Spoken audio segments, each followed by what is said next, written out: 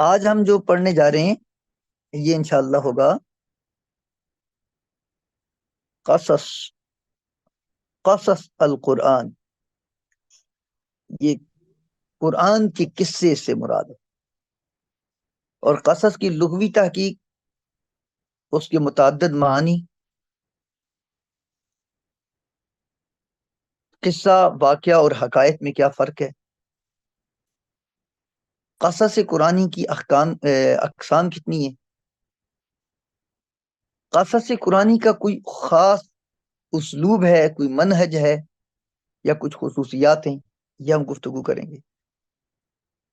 اور قصص قرآنی کے مقاصد کیا ہیں اور فوائد کیا ہیں. اور اس کے بعد ہوگا تکرار قصص قرآنی. آپ دیکھیں قرآن حکیم میں حضرت موسیٰ علیہ السلام اور حضرت آدم علیہ السلام کا قصہ ابلیس کے ساتھ یہ تکرار ہوتا ہے اس کا، اور بار بار آتا ہے اور کئی بار آتا ہے. تو اس کی کیا حکمتیں ہیں؟ قرآنی قصص کی صحت و صداقت اور جدید عصری و تاریخی تحقیقات و انکشافات سے کے ساتھ ان کی مطابقت کیا ہے، یعنی صحت ان کی کیا ہے، صداقت کیا ہے. اور جو آج کل کا زمانہ ہے اور گزشتہ زمانے کی جو تاریخ ہے اس کے ساتھ ان واقعات کا کیا تعلق ہو سکتا ہے، ہم ان کو ریلیٹ کیسے کر سکتے ہیں. تو سب سے پہلے قصص قرآن، قصے اور کہانیاں سنا کر کسی چیز کا سمجھانا الہامی اور غیر الہامی ہر ادب میں یکساں طور پر موجود ہے. قرآن حکیم نے بھی اپنی تعلیمات کی وضاحت اور دعووں کے اس بات کے لیے جہاں علمی دلائل دیے ہیں، جہاں منطقیانہ استدلال کیا ہے، وہاں پر واقعات و قصص کو بھی بڑی اہمیت دی ہے. اور اس ذریعے سے حقائق تک رسائی زیادہ آسان ہو جاتی ہے، زیادہ مؤثر اور مفید پیرایا ہے یہ گفتگو کا.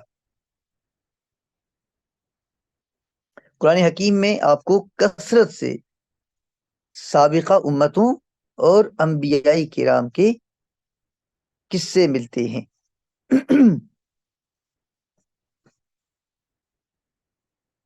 قصصن، قصتن کی جمع ہے. قرآن حکیم اس کو لفظ قصص کا ہے، احسن القصص. اور یہ قصص بھی ہے اور قصص بھی ہے، قصتن کی جمع ہے. اس کی جمع اقاسیس بھی آئی ہے. اس کے معنی بات، خبر یا واقعہ کے ہیں. اور لغوی اعتبار سے اس کا معنی نقش قدم پر چلنے کے ہیں. قاصص معناہ قصصت اسرہ، میں اس کے نقش قدم پر چلا. اور قصص کے معنی پھر نشان کے ہوئے. قرآن حکیم میں اللہ تعالیٰ ارشاد فرماتے فرتدا علی آثارہما قصصا، وہ اپنے قدموں کے نشانات ڈھونڈتے ہوئے واپس لوٹے. ایسے ہی قرآن حکیم میں اس لفظ کو اس طرح بھی بیان کیا ہے، ان ھذا لہو القصص الحق،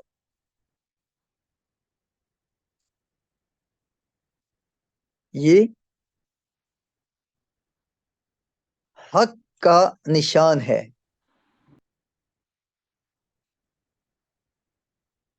قرآن حکیم میں یہ لفظ آپ نے مادہ قاف صاد اور صاد کے ساتھ مختلف آیات میں موجود ہے. مصدر کی حالت میں، فعل ماضی، مضارع اور امر کی صورت میں قص نقص فقصص.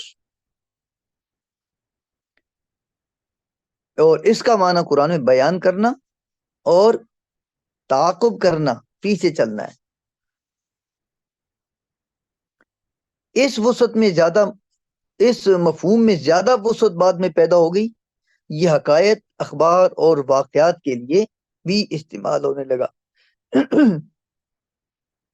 اس کے کئی مترادفات بھی ہیں. مثلاً آپ خبر بھی کہہ سکتے ہیں، نبا بھی کہتے ہیں، اساطیر اور اسطور بھی کہتے ہیں، اسطور. اور قرآن حکیم نے خاص کر جو اصطلاح وضع کی ہے وہ قصص کی ہے، اور اس کے اندر واقعیت اور صداقت کا مفہوم بھی پایا جاتا ہے. بلکہ جبکہ دوسری جو اصطلاحات ہوتی ہیں جس میں واقعہ ہوتا ہے اور حکایت ہوتی ہے، اس میں یہ صداقت اور واقعیت کم پائی جاتی ہے.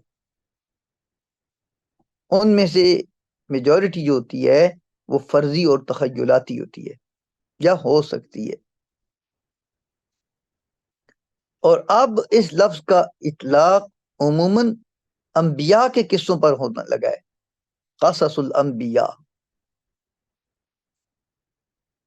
یا ان واقعات پر ہوتا ہے جو عبرت اور نصیحت دلانے کے لیے ہوتے ہیں، نصیحت آموز ہوتے ہیں. اور قرآن میں جو بھی قصے بیان کیے گئے ہیں اور قصص ہیں،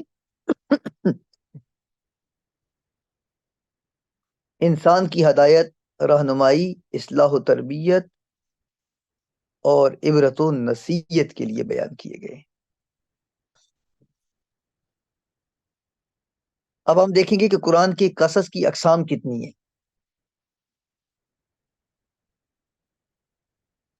قرآن حکیم میں بیان کیے گئے قصوں کو اگر دیکھیں تو تقریباً 3 قسمیں بنتی ہیں ان کی: قصص ماضیہ، قصص واقعیہ، قصص مستقبلہ و غیبیہ. قرآن حکیم نے گزشتہ دور کی مختلف اقوام و ملل کی تذکرے کیے، انبیاء کرام کی حالات و واقعات پر تفصیل سے روشنی ڈالی. بالخصوص سر یہ 3 اقسام دوبارہ بتا دیجیے گا. قصص ماضی کے قصے یعنی قصص ماضیہ، قصص واقعیہ، قصص مستقبلیہ یعنی فیوچر آنے والے قصے. ان کو آپ امور غیبیہ بھی کہہ دیں. سابقہ انبیاء کرام اور ان کی اقوام و ملل کے تذکرے خاص طور پر آپ کو قرآن حکیم میں نظر آتے ہیں، یعنی نسبتاً یہ زیادہ ہیں. آپ دیکھیں تو قرآن میں کتنی صورتیں جو آپ کو انبیاء کے نام سے ملتی ہیں: سورہ یونس، سورہ ہود، سورہ یوسف، سورہ ابراہیم، سورہ محمد، سورہ نوح. سورہ یوسف تو پورا قصہ ہے اور ایک ہی قصہ ہے مکمل. قرآن میں غالباً ایک ہی مرتبہ حضرت یوسف علیہ السلام کا قصہ پورے کا پورا اس صورت میں آیا. اور سورہ نوح تقریباً مکمل ہی ان انبیاء کے تذکرے پر مشتمل ہے. قرآن حکیم میں 26 یا 27 انبیاء کا ذکر موجود ہے. ان میں سے جو مشہور، بلکہ کیا سارے ہی نام آپ کے سامنے ہی ہوں گے: حضرت آدم علیہ السلام کا قصہ، شعیب، حضرت ادریس، صالح علیہ السلام، حضرت موسیٰ، حضرت ہارون، حضرت یوشع، حضرت حزقیل، حضرت الیاس، حضرت یسع، حضرت شموئیل، حضرت داود، حضرت سلیمان، حضرت ذوالکفل، ذوالکفیل، حضرت عزیر، حضرت زکریا، یحییٰ، عیسیٰ وغیرہ علیہم الصلاۃ والتسلیم. ان میں سے بعض حضرات کے انبیاء کرام کے نام قرآن میں نہیں آتے، لیکن واقعات انہی کے ہوتے ہیں. جیسے یوشع علیہ السلام، حزقیل علیہ السلام، عزیر علیہ السلام. اگرچہ عزیر علیہ السلام کا نام اور انداز سے آیا ہے، وقالت الیہود عزیر ابن اللہ، لیکن جہاں پہ قصہ بیان کیا گیا وہاں پہ حضرت عزیر علیہ السلام کا نام نہیں آتا. ان انبیاء کرام پر بھی ان قصوں پر اور ان قصوں کی عصری معنویت پر بھی کام کیا جا سکتا ہے. مثلا ان قصوں میں نمایاں پہلو کون سے ہیں؟ وہ انبیاء کرام کی دعوت ہے، جو انہوں نے اپنی اقوام کے سامنے پیش کی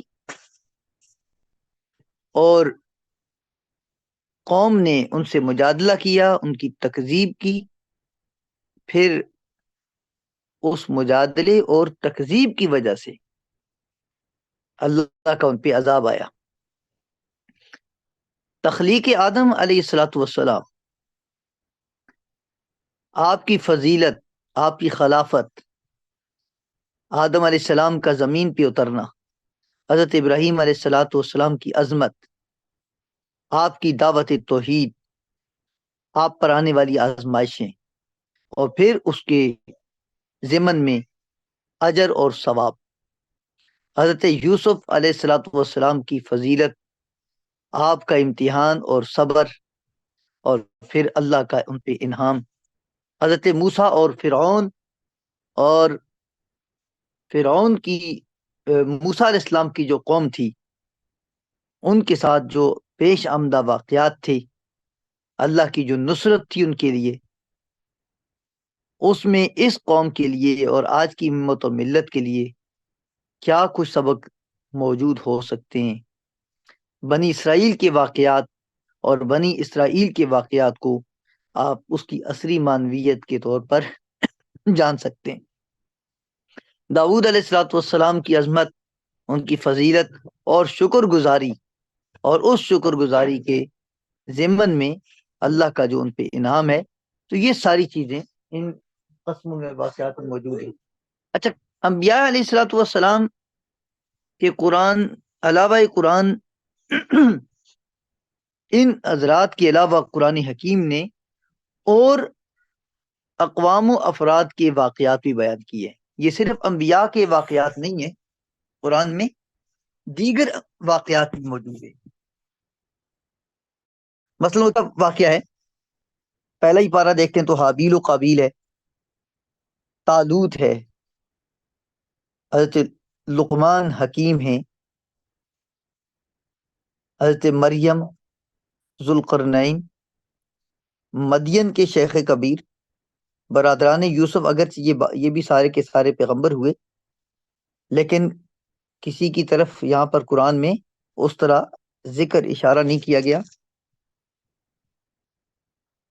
اصحاب کاف، قوم فرعون کا ایک نیک آدمی تھا، مرد صالح، حاضر، حضرت ابراہیم علیہ الصلوۃ والسلام کا چچا، نمرود، فرعون، حامان، قارون، سامری، جالوت، فرعون کے جادوگر، ملک یا عزیز مصر، اور موسیٰ علیہ الصلوۃ والسلام کے رفیق سفر حضرت سیدنا خضر، حضرت ابراہیم علیہ الصلوۃ والسلام کی عالیہ محترمہ، حضرت لوط علیہ الصلوۃ والسلام کی زوجہ محترمہ، حضرت موسیٰ علیہ السلام کی والدہ، بہن اور بیوی، عمران کی اہلیہ جس سورہ آل عمران جن کے نام پہ ہے، فرعون کی اہلیہ جو آسیہ ان کا نام تھا، ملکہ سبا، خواتین مصر، حضرت عیسیٰ علیہ الصلوۃ والسلام کے صحابہ جن کو حوارین کہا گیا قرآن میں۔ ایک باغ والوں کا قصہ بیان کر کے کہا اصحاب الجنہ، ایک جگہ پہ اصحاب القریہ کہا گاؤں والے، ایک جگہ پہ فرمایا اصحاب الرس، ایک جگہ فرمایا قوم سبا، کہیں فرمایا اصحاب الاخدود، اصحاب الفیل، قوم نوح، قوم عاد، قوم سمود، قوم لوط، قوم شعیب، قوم موسیٰ، قوم فرعون وغیرہ۔ انسانوں کے علاوہ بھی دیگر ذی شعور مخلوقات میں سے اور قصے بھی بیان کیے گئے۔ مثلا ملائکہ کا ذکر ہے، ابلیس کے واقعات ہیں، اور ان کے علاوہ بھی کئی ایک واقعات ہیں۔ بعض شخصیات کا ذکر بغیر نام کی بھی ہے۔ یہ وہ ہے جو قرآن نے ماضی کے قصے، حقائق بیان کیے، اور اصل ان میں کیا ہوتی ہے؟ ان فی ذلک لعبرۃ لمن یخشی، اس میں عبرت ہوتی ہے اور نصیحت ہوتی ہے ان لوگوں کے لیے جو اللہ سے ڈرنے والے ہیں. اور دوسری قسم کون سی؟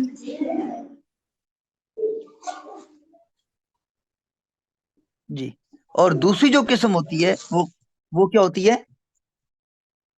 قصص قصص واقعیہ. قصص بھی کہہ سکتے ہیں اور قصص بھی. لفظ قصص زیادہ اچھا لگتا ہے کہ قرآن میں آیا ہے احسن القصص. جو قصص واقعیہ ہے اس سے کیا مراد ہے؟ جو نزول وحی کے درمیان وقوع پذیر ہوئے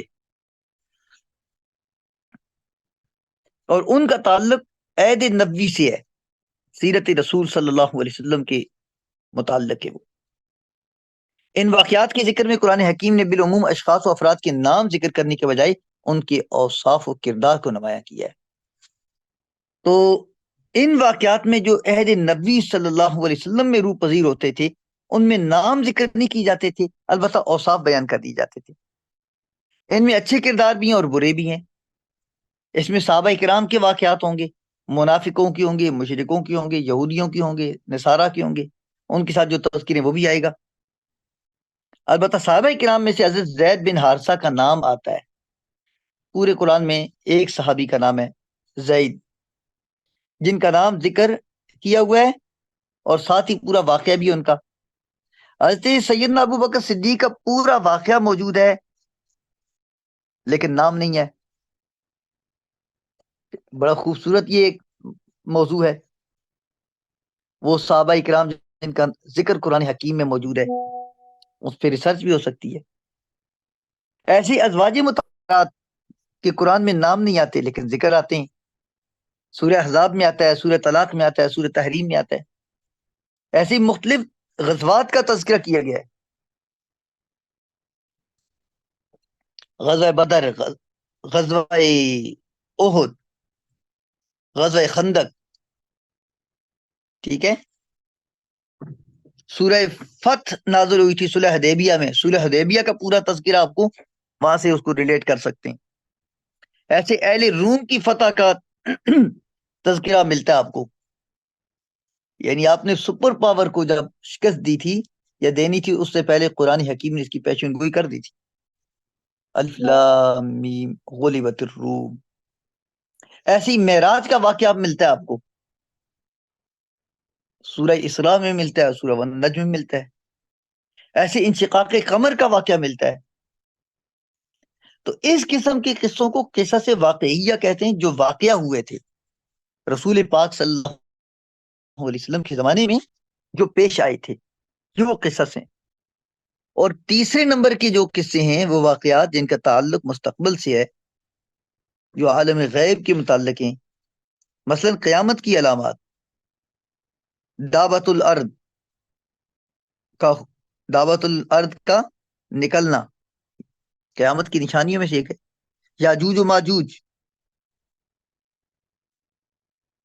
قیامت کے مناظر و احوال، سور پھونکنا، حشر نشر، جنت کی نعمتیں، جہنم کی ہولناکیوں کا تذکرہ. یہ ان میں واقعات ہیں. یعنی صرف ایسا نہیں ہے کہ جنت میں یہ ہوگا، اور پورے واقعہ بیان کیے گئے. جنت کے پھل، باغات، نہریں، غذائیں، مشروبات، ملبوسات، حور و غلما، ان تمام کے تذکرے موجود ہیں قرآن. جہنم کی مختلف سزائیں، اللہ تعالی فرشتوں اور جہنمیوں کی باہم گفتگو کا تذکرہ ایک قصے کی صورت میں ملتا ہے قرآن. تو یہ قرآن حکیم کے قصوں کی 3 قسمیں میں نے بیان کی: ماضی والے،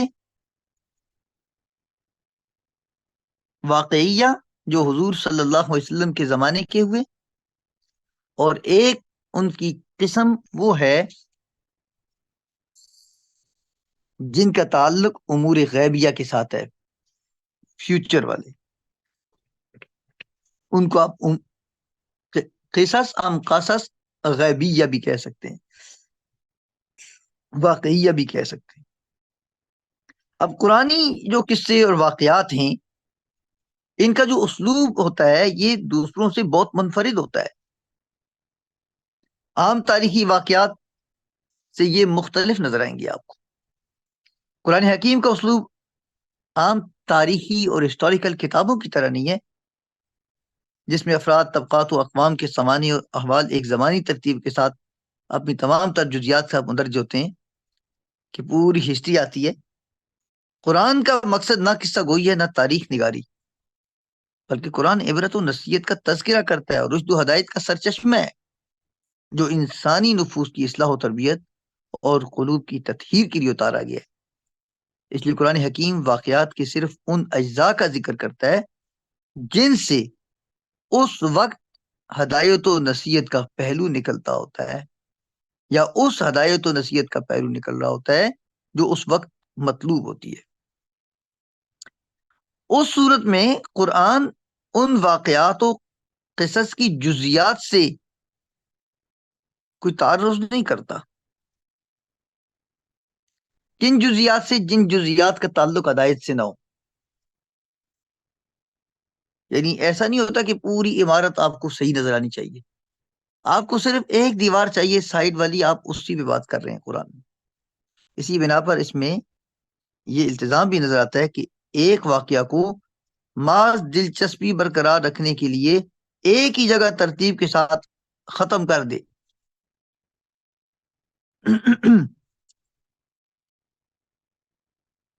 بلکہ بسا اوقات ایک ہی واقعہ کو مختلف مقامات پر حسب ضرورت و موقع بیان کیا جاتا ہے، کہیں اجمال کے ساتھ ہوتا ہے، کہیں تفصیل کے ساتھ ہوتا ہے۔ حضرت آدم علیہ السلام کی جو سرگزشت ہے، مختلف ٹکڑے مختلف صورتوں میں مختلف جگہوں،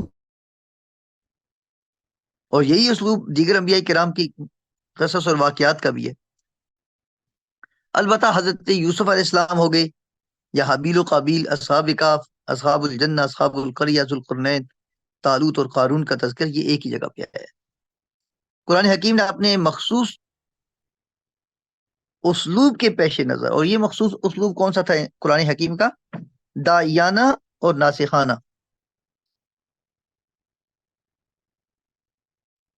نہ تو انبیاء کے شجرہ نسب کو ذکر کیا جیسا کہ بائبل وغیرہ میں موجود ہے، اور نہ وہ واقعات کے سن و سال کی تعیین کرتا ہے جیسا کہ تاریخ کی کتابوں میں موجود ہوتا ہے، اور نہ ہی واقعات سے متعلق اعداد و شمار کی تفصیل پیش کرتا ہے کہ 500 آدمی تھے، 200 آدمی تھے، 100 آدمی تھے، ان کے گھر میں اتنے بچے تھے، اتنی ان کی لونڈیاں، اتنے تھے غلام، اتنی ان کی بیویاں۔ قرآن میں اعداد و شمار تفصیل نہیں ہوتی، سوائے چند مستثنیات کی، اور وہ بھی جو چند مستثنیات ہوں گی وہ بھی عبرت و نصیحت کے لیے، اصل میں مقصد ہدایت تھی۔ مثلا حضرت نوح علیہ السلام کی عمر کو اللہ نے بیان کیا،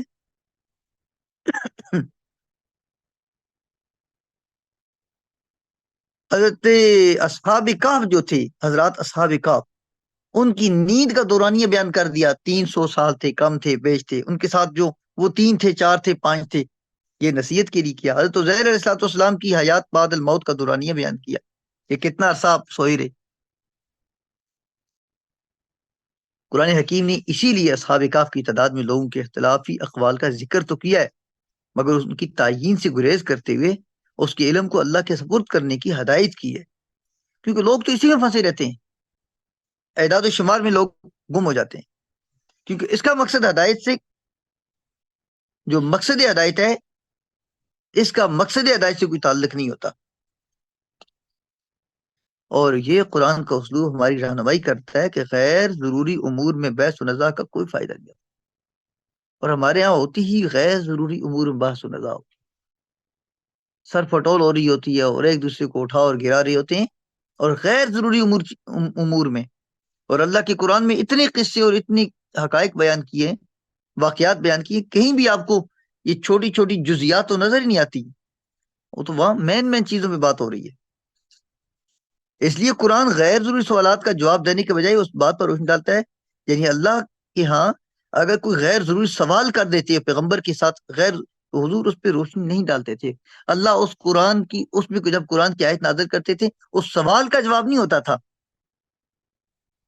البتہ ایک واقعہ بیان کر دیا جاتا تھا جس میں عبرت پذیری ہوتی یا نصیحت ہوتی۔ یا اہل ایمان کو اس سے فائدہ ہو سکتا تھا. تو یہ قرآن حکیم کا ایک اسلوب ہے کہ دوسری عام تاریخی کتابوں سے اور ہسٹوریکل جو سٹوریز ہیں، حقایات ہیں، واقعات ہیں، اس سے قرآن منفرد ہے. اور قرآن حکیم نے صرف انہی واقعات کو ذکر کیا جو جزیرہ عرب سے تعلق رکھتے ہیں یا تاریخی حیثیت سے عربوں کے ہاں مسلم ہے، لوگ ان کو جانتے ہیں، یا کسی حد تک ان کا تذکرہ ان کی جاہلی شاعری اور صدری روایات میں موجود ہے، اور جن سے کسی حد تک ان کے کان آشنا رہے ہیں. اور چونکہ مقصود تاریخ نگاری نہیں، اس لیے کئی رسولوں کے واقعات ذکر نہیں کیے. اس سے مطلب کیا اس سے نکلتا ہے کہ جس قوم کے ساتھ آپ بات کر رہے ہیں ان کے ساتھ ایسی بات کریں جو ان کے لیے قابل فہم ہو، ان کے کان اس نے آشنا ہو، اس سے کچھ نہ کچھ ان کو اس کے بارے میں عطا پتا ہو. غیر عرب انبیاء کرام کو قرآن ذکر نہیں کرتا، کیونکہ قرآن عرب میں نازل ہو رہا تھا، اور یہ عربوں کی نصیحت اور اصلاح پہلے مقصود تھی، بعد میں پوری دنیا کی. ایک جگہ پہ اللہ رب العالمین شاہ فرماتے ہیں وَرُسُلًا قَدْ قَصَصْنَاهُمْ عَلَيْكَ مِنْ قَبْلُ وَرُسُلًا لَمْ نَقْصُصْهُمْ عَلَيْكَ. بعد رسولوں کے واقعات ہم نے آپ کے لیے بیان کر دیے اور بعض کے بیان نہیں کیے. تو قرآن کا پھر جو اسلوب ہے وہ یہ ہے کہ ایسے واقعات بیان کیے جائیں جس سے نفس انسانی یا مخاطبین کچھ آشنا ہو، کچھ ان کا تعلق ہو، کوئی وابستگی ہو. اور الف لیلہ کی کہانیاں ہم سناتے ہیں اور سنتے ہیں، اور وہ آج کل ہمارے ہاں تو پتہ نہیں عجیب عجیب کہانیاں اور سٹوریاں اور پتہ نہیں کیا کیا سنایا جاتا ہے. دنیا جہان کی چیزیں ہمیں نہیں بتایا جاتا، تو قرآن کے قصے اور قرآن کی کہانی نہیں بتائی جاتی. باقی تو ہم نے بین 10 تک ہر چیز پڑھ لی ہے، اور ہم نے سپر مین بھی بنا لیا، ہم نے اسپائڈر مین کی قصے اور کہانیاں بھی عام کر دی ہے.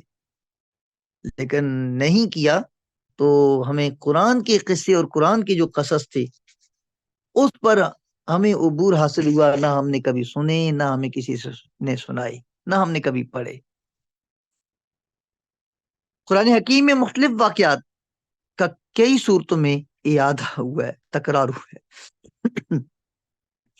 اور اس تکرار کے باوجود آپ کا بات بار بار تکرار کی جائے، ریپیٹ کی جائے، تو لوگ کہتے ہیں یار بس بھی کر لو، کان پک گئے سن سن کے، کیا بات کر رہے.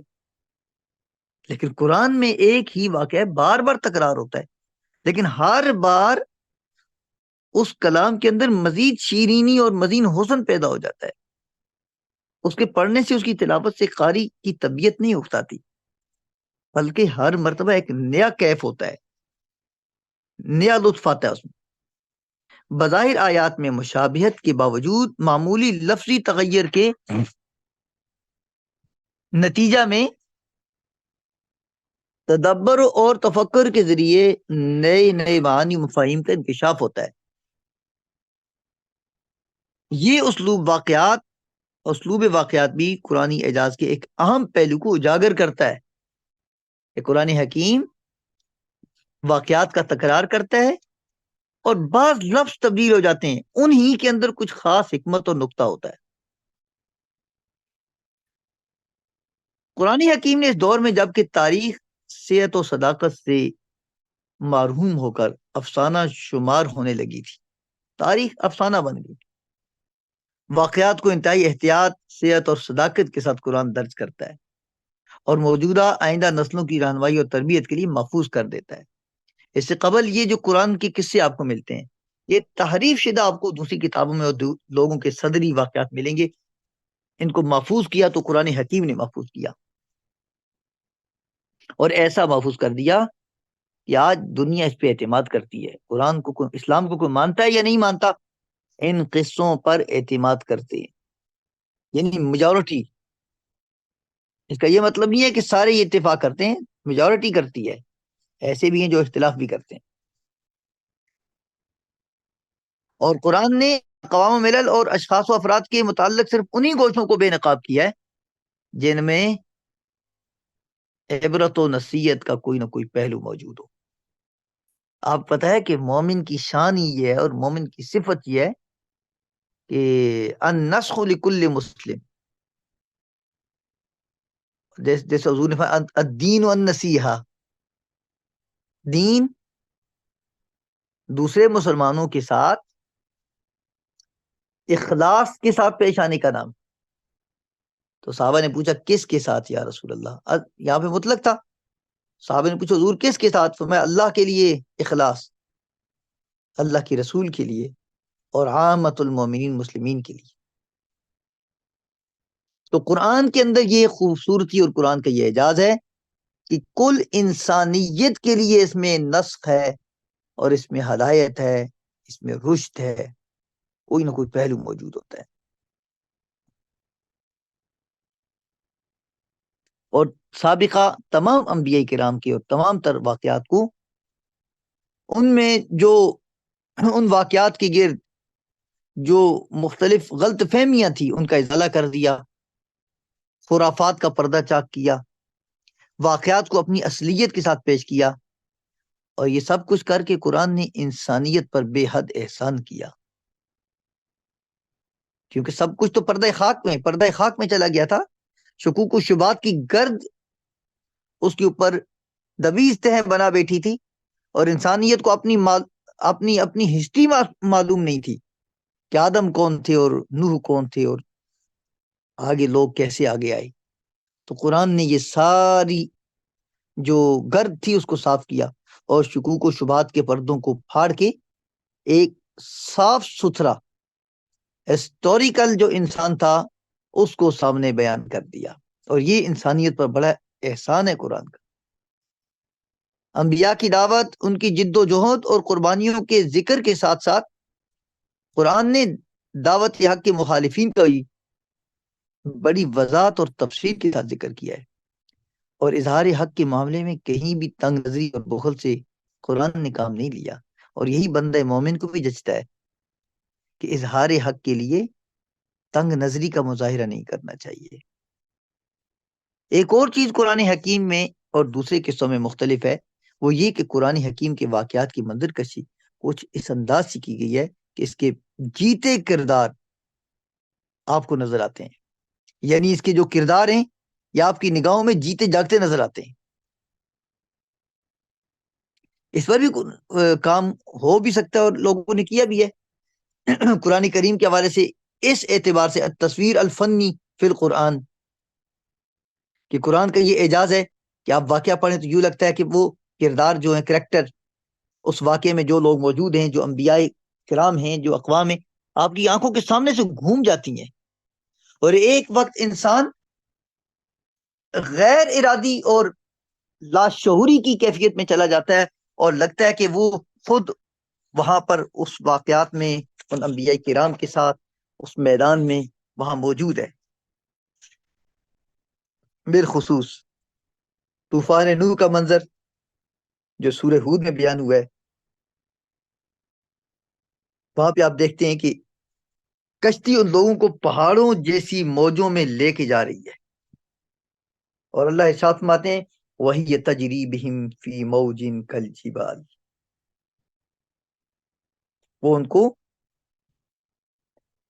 پہاڑوں جیسی موجوں میں لے کے جا رہی ہے۔ نوح علیہ الصلوۃ والسلام کی شفقت پدری بیدار ہوتی ہے،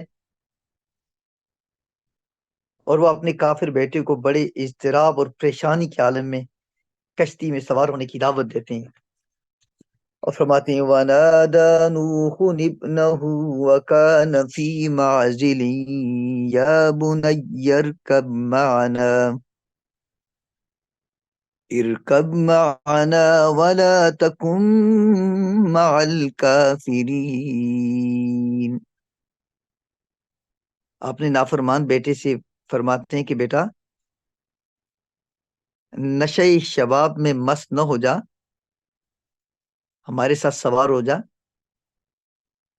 تو چونکہ وہ وقت ایسا تھا، عمر ایسی تھی، تو اپنی اس مستی میں اس نے کہا قال سآوی إلى جبل يعصمني من الماء، کہنے لگا میں تو پہاڑ پہ چڑھ جاؤں گا. تو آخری مرتبہ جو مضطرب اور پریشان والد تھا، خدا کا پیغمبر بھی تھا، کہنے لگے لا عاصم اليوم من امر اللہ الا من رحم، آج اللہ کے سوا کوئی بھی رحم فرمانے والا نہیں ہے، یہ پہاڑ تجھے نہیں بچائیں گے. تو اچانک منظر چینج ہوتا ہے، آپس میں بات چیت ہو رہی ہے اور قرآن اس کی منظر کشی کر رہا ہے. ذرا تصور کریے، اللہ ارشاد فرماتے ہیں وحال بینہما الموج فکان من المغرقین، باپ اور بیٹے کے درمیان ایک موج حائل ہوگی اور وہ غرق ہو گیا. اب کتنی خوبصورت منظر کشی ہے، تصویر کشی ہے. ایسے قرآن حکیم نے بیان کیا کہ پورا منظر آنکھوں کے سامنے آ جاتا ہے. ایسے ہی اصحاب کہف کا واقعہ ترا اس کو پڑھ کے دیکھیے. جب وہ خواب جو گہری نیند تھی ان کی، اس سے بیدار ہوئے تو بیدار ہونے کا منظر کیا تھا. ان میں سے ایک نے کہا جاؤ یار وہ لے کے آؤ، وہ جاتا ہے جو بھی ہے. تو یہ جو تصاویر ہیں یہ آپ کو حرکت کرتے ہوئے چلتے پھرتے نظر آتی ہیں قرآن حکیم. اچھا، قرآن حکیم میں ایک اور بھی اسلوب ہے، افسانوی اسلوب.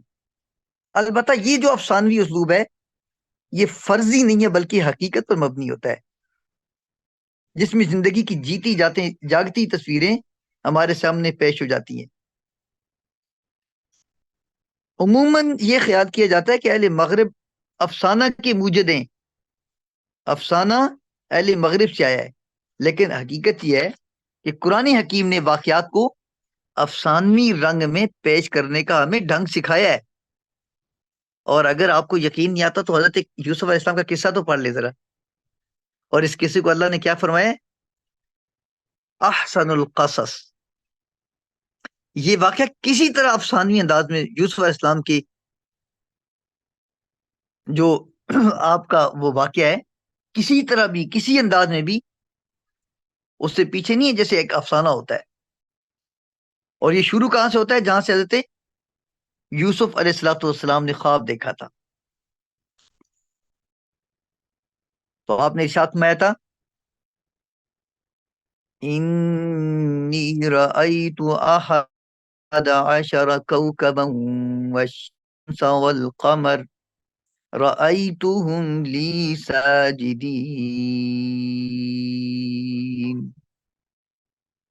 اور یہ جہاں پہ ختم ہوتا ہے جا کے وہاں کون سی قرآن کی آیت ہے؟ جہاں حضرت یوسف علیہ السلام تخت نشین ہوتے ہیں، ان کے والد گرامی اور ان کے بھائی ان کو سجدہ کرتے ہیں. تو اس وقت سیدنا یوسف علیہ السلام فرماتے ہیں بابا یہ ہے میرے اس پہلے خواب کی تعبیر جو میرے رب نے سچ کر دکھائی. تو افسانوی کردار جو آج دنیا نے سیکھا ہے، 14 صدیاں پہلے قرآن نے حضرت یوسف علیہ السلام کے قصے میں بیان کر دیا تھا. البتہ فرق یہ ہے کہ یہاں پر جو افسانوی کردار آج ہمیں دنیا دیتی ہے اور مغرب جو ہمیں دیا ہے وہ اکثر و بیشتر ڈھونگ ہوتا ہے، جھوٹا ہوتا ہے، غیر حقیقی ہوتا ہے. اور قرآن جو ہمیں دیتا ہے اور سکھاتا ہے یہ حقیقی کردار ہوتے ہیں، اوریجنل ہوتے ہیں. ہم کہہ سکتے ہیں کہ مغربی اہل قلم نے افسانے کے فن میں بہت جدت سے کام لیا ہے، البتہ انہوں نے اس کی نوک پلک کو خوب سنوارا ہے. جو کام ہمارے کرنے کا تھا وہ انہوں نے کیا ہے، اور اس پہ آج بھی کام ہو سکتا ہے. اس پہ آرٹیکل بھی لکھے جا سکتے ہیں، اس پہ تھیسس بھی ہو سکتے ہیں، مزید اس میں ایک اچھے انداز سے تفسیری رنگ دیا جا سکتا ہے. تو قصص قرآنی کے حوالے سے ابھی جو ہم نے بات ختم کی ہے اس کو آپ نے کیا نام دیا تھا کہ قرآنی قصوں کی جو کی خصوصیات کیا ہیں اور قرآنی قصص کا اسلوب کیا ہے؟ اور ہم نے اس میں 4-5 خصوصیات اور اسلوب بیان کیے. ایسے ہی مقاصد کیا ہیں اور فوائد کیا ہیں؟ آپ پتہ ہے کہ انسانی شخصیت کی تعمیر و تشکیل، کردار سازی اور حقائق کی تفہیم میں واقعات کا انتہائی اہم اور مؤثر رول ہوتا ہے. قرآن حکیم نے اپنے دلچسپ اور خوبصورت پیرائے بیان میں واقعات و قصص پیش کر کے اس اہم ضرورت کو پورا کیا ہے. اور اگر آج بھی کوئی اسی قرآنی انداز میں انتہائی خوبصورت اور مؤثر انداز میں کسی حقیقی واقعے کو بیان کرے تو اس کا بھی اثر ہوتا ہے. اس کے مختلف فوائد ہوتے ہیں. اگر قرآن کے حوالے سے دیکھا جائے تو اس کا فائدہ کیا تھا؟ مثلا ثبات وحی اور رسالت. قرآنی قصص کا ایک بنیادی مقصد وحی کی صداقت کا اظہار اور حضور صلی اللہ علیہ وسلم کی نبوت اور رسالت کا اثبات تھا. حضور سرور عالم صلی اللہ علیہ وآلہ وسلم اس مکۃ مکرمہ میں پیدا ہوئے جہاں لوگ لکھنا پڑھنا نہیں جانتے تھے، اور آپ امی تھے کہ بظاہر کسی بھی استاد کے سامنے نہ بیٹھے، لیکن 1,24,000 اصحاب رسول کو اپنے پیچھے خوب سیرت، عالم، مفکر اور مدبر بنا کر تشریف لے گئے. آپ امی تھے اور امی ہونے کے باوجود انسانی تاریخ کے واقعات ماضیہ کو انتہائی صحت و صداقت کے ساتھ پیش کرنا اور بعض واقعات کو مکمل تفصیل کے ساتھ، جزیات کے ساتھ پیش کرنا نہ صرف وہی بلکہ خود آپ صلی اللہ علیہ وسلم کی صداقت کا یہ بیان ثبوت ہے کہ جو مدرسے نہیں گیا، جس نے کسی سے ایک لفظ نہیں سیکھا، وہ حضرت آدم کے قصے بیان کر رہے ہیں. وہ جنت کے اندر آدم موجود ہے اور جنت میں آدم کی باتیں کر رہے ہیں، اور یہاں سے جانے کے بعد دنیا جہاں ختم ہوگی، جنت اور جہنم کی باتیں ہوں گی، وہ باتیں بیان کر رہے ہیں. تو یہ ان کی اپنی رسالت کی صداقت کا ثبوت ہے. مثلا حضرت ابراہیم، حضرت یوسف، حضرت موسیٰ کی طویل سرگزشتیں، طویل واقعات. قرآن حکیم نے یوسف علیہ السلام کے قصے کے آغاز ہی میں اس حقیقت کی طرف متوجہ کیا تھا، نحن نقص عليك احسن القصص بما اوحينا اليك هذا القرآن وان كنت من قبله لمن الغافلين. ہم آپ کے سامنے بہترین واقعہ پیش کرتے ہیں، اس لیے کہ ہم نے آپ کی طرف یہ قرآن بھیجا ہے، نازل کیا ہے، اور یقیناً آپ اس سے پہلے نہیں جانتے تھے، بے خبر تھے. حضرت مریم علیہ السلام کا جب قصہ واقعہ بیان کیا تو اللہ نے ارشاد فرمایا، ذَلِكَ مِنْ أَنْبَاءِ الْغَيْبِ نُوحِيهِ إِلَيْكَ وَمَا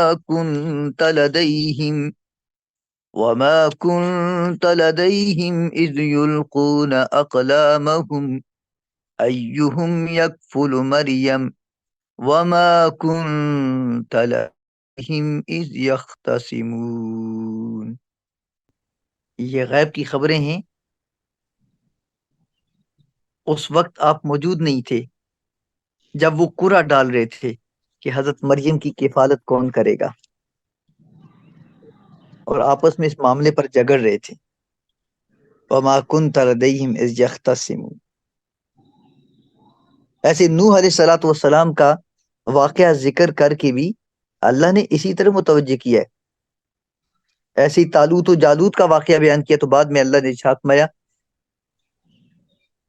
تِلْكَ آیات اللہ نتلوها علیک بالحق وَإِنَّكَ لَمِنَ الْمُرْسَلِينَ. یہ اللہ تعالیٰ کی آیات بینات ہیں، ہم آپ کو حق کے ساتھ بیان کر رہے ہیں، اور ہم آپ کو یہ بتانا چاہیں گے کہ آپ بے شک اللہ کے رسولوں میں سے ہیں۔ تو یہ جتنے بھی واقعات ہیں یہ رسول خدا صلی اللہ علیہ وسلم کی رسالت پر دلیل ہیں۔ امام راضی کے نزدیک محمد رسول اللہ صلی اللہ علیہ وسلم کی سیرت و کردار، صداقت و امانت، نبوت و رسالت کی واضح دلیل آپ کی زندگی میں موجود ہے، مگر اللہ تعالیٰ نے صحیح واقعات کے بیان کو آپ کی نبوت کی دلیل قرار دیا ہے۔ یا آپ کی صداقت، امانت، یہ ساری آپ کا جو کردار ہے یہ آپ کے نبی ہونے پر دال ہیں اور دلیل ہیں، لیکن اللہ نے قرآن کے جو صحیح واقعات بیان کیے ہیں یہ بھی آپ کی نبوت پر دلالت کرتے ہیں، اور یہ آپ کی معجزات بھی ہیں۔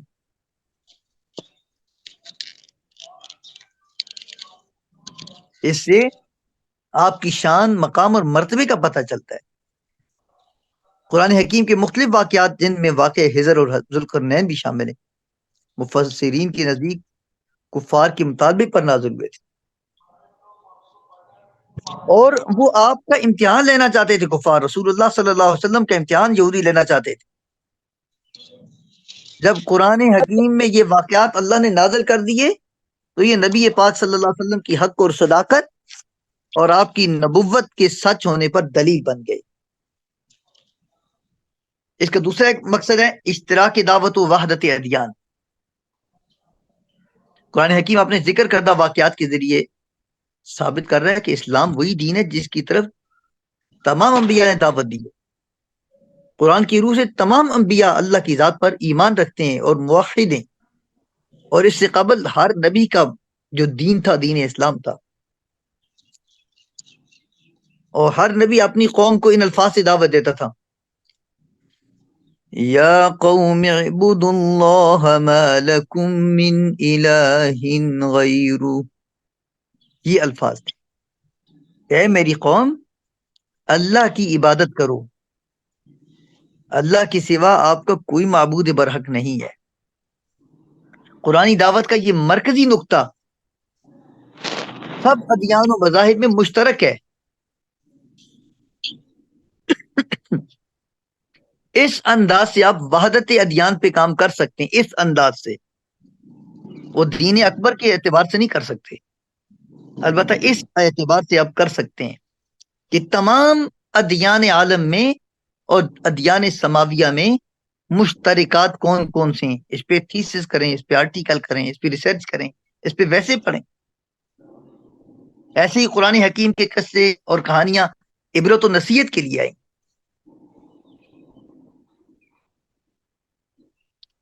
اللہ رب العالمین کا جو ارشاد ہے، لَقَدْ كَانَ فِي قَصَصِهِمْ عِبْرَةٌ لِأُولِي الْأَلْبَابِ، ان واقعات میں عقل والوں کے لیے بڑی عبرت و نصیحت ہے۔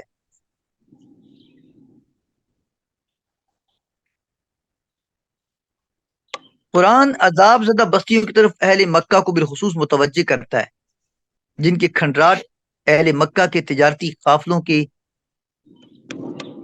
سفر میں شام کو جانے والی اس شاہراہ پر دکھائی دیتے ہیں جسے قرآن نے امام مبین کہا ہے، جس پر ان کے قافلے دن رات رواں دواں رہتے تھے۔ ان کی موٹر وے تھی شام کی طرف، اہل مکہ کی موٹر وے جو شام کی طرف تھی، جہاں سے ان کے قافلے رواں دواں رہتے تھے، ان کے ارد گرد بستیاں ہیں جہاں پر کچھ قوموں کے واقعات ہیں، کچھ قصے اور کہانیاں ہیں۔ قرآن ان کی طرف اشارہ کرتا ہے۔ اللہ رب العالمین فرماتے ہیں وَإِنَّكُمْ لَتَمُرُّونَ عَلَيْهِمْ مُصْبِحِينَ وَبِاللَّيْلِ أَفَلَا تَعْقِلُونَ، صبح شام وہاں سے گزرتے ہو، کیا اب عقل سے کام نہیں لیتے؟ ان قوموں کے ساتھ کیا گزرا، ان پر کیا گزرا، ان نے کیا کیا۔ تو یہ جو واقعات ہیں یہ عبرت اور نصیحت کے لیے۔ ایسی ہی ایک اور جگہ پہ اللہ ارشاد فرماتے ہیں فَكُلًّا أَخَذْنَا بِذَنبِهِ فَمِنْهُمْ مَنْ أَرْسَلْنَا عَلَيْهِمْ حَاصِبًا وَمِنْهُمْ مَنْ أَخَذَتْهُ الصَّيْحَةُ وَمِنْهُمْ مَنْ خَسَفْنَا بِهِ الْأَرْضَ وَمِنْهُمْ مَنْ أَغْرَقْنَا وَمَا كَانَ اللَّهُ لِيَظْلِمَهُمْ وَلَكِنْ كَانُوا أَنفُسَهُمْ يَظْلِمُونَ ہم نے ہر ایک کو اس کی گناہ کی پاداش میں گرفتار کیا، بعض پر پتھروں کی بارش برسائی، بعض کو زوردار آواز نے دبوچ لیا، بعض کو ہم نے زمین میں دسا دیا، بعض کو ہم نے پانی میں غرق کر دیا۔ لیکن یاد رکھنا اللہ کسی پر ظلم نہیں کرتا، بلکہ یہ لوگ اپنے اوپر خود ظلم کرتے ہیں۔ تو قرآن حکیم بار بار اس طرف متوجہ کرتا ہے کہ مکافات عمل کا قانون اس دنیا میں بھی جاری و ساری ہے۔ ایسا نہیں ہے کہ قیامت والے دن سب کچھ عذاب دیا جائے گا اور سب جہنم میں قیامت والے دن جائیں گے۔ تو کسی کے لیے دنیا بھی جہنم بن سکتی ہے اور کسی کے لیے دنیا میں بھی عذاب آ سکتا ہے، لیکن امت مصطفیٰ صلی اللہ علیہ وسلم کی ایک خوبصورتی اور خاصا یہ کہہ لیں، وما کان اللہ لیعذبہم وانت فیہم وما کان اللہ معذبہم وہم یستغفرون۔ جب تک آپ موجود ہیں، اس امت میں آپ موجود ہیں، ہم عذاب نہیں دیں گے ان کو، اور جب تک یہ استغفار کرتے رہیں گے ہم عذاب نہیں دیں گے۔ البتہ اللہ کا طریقہ اور سنت تو یہی ہے، سنت اللہ فی الذین خلو من قبل وَلَن تَجِدَ لِسُنَّتِ اللَّهِ تَبْدِيلًا۔ حقیقت تو یہی ہے، واقعہ تو یہی ہے کہ اللہ جو سرکش ہوتے ہیں ان کو عذاب میں گرفتار کر دیتا ہے، اور اللہ اپنے طریقے میں تبدیلی نہیں لاتا۔ یہ تو ہے پیغمبر آپ کی شان ہے کہ آپ کی وجہ سے ہم ان کو عذاب اس طرح نہیں دیتے جیسے پہلی قوموں کو دیتے تھے، لیکن بہر صورت کیا یہ عذاب سے کم ہے کہ ایک انسان کے دل سے اللہ اپنی محبت نکال دے؟ ایک انسان کو اپنی بارگاہ میں جھکنے کی توفیق نہ دے، کیا یہ عذاب سے کم ہے؟ انسان قرآن پڑھے اور قرآن اس کو سمجھ نہ آئے اور قرآن کو ایسے پڑھے اور ایسے پڑھتا جائے، کیا یہ عذاب سے کم ہے؟ اپنے رب سے دور ہوتا چلا جائے، اپنے پیغمبر کی محبت سے دل خالی ہوتے چلے جائے، اپنے اسلام کی حقانیت پر دل کو یقین نہ آئے اور بے مروتی کی زندگی انسان گزار دے، کیا یہ عذاب سے کم ہے؟ ہاں، اس طرح کا عذاب نہیں ہے جیسے بنی اسرائیل پہ پتھروں کی بارش ہوئی تھی۔ اگر رسول خدا صلی اللہ علیہ وسلم کی ہستی درمیان میں نہ ہوتی تو ہم پر پتہ نہیں کتنی مرتبہ یہ بارش برس چکی ہوتی اور کتنی مرتبہ زمین پھٹ چکی ہوتی اور یہ امتیں گھس چکی ہوتی، زمین میں دھنس چکی ہوتی۔ لیکن قرآن کا جو انداز اور اسلوب ہے آج بھی ہمیں جھنجھوڑنے کے لیے کافی ہے۔ یہ تسکین قلب کے لیے اللہ نے واقعات کو بیان کیا ہے۔ اللہ ارشاد فرماتے ہیں وَكُلًّا نَقُصُّ عَلَيْكَ مِنْ أَنْبَاءِ الرُّسُلِ مَا نُثَبِّتُ بِهِ فُؤَادَكَ وَجَاءَكَ فِي هَذِهِ الْحَقُّ وَمَوْعِظَةٌ وَذِكْرَى لِلْمُؤْمِنِينَ۔ یہ جتنے بھی واقعات ہم آپ کو بیان کرتے ہیں تاکہ آپ کے دل کو تقویت ملے،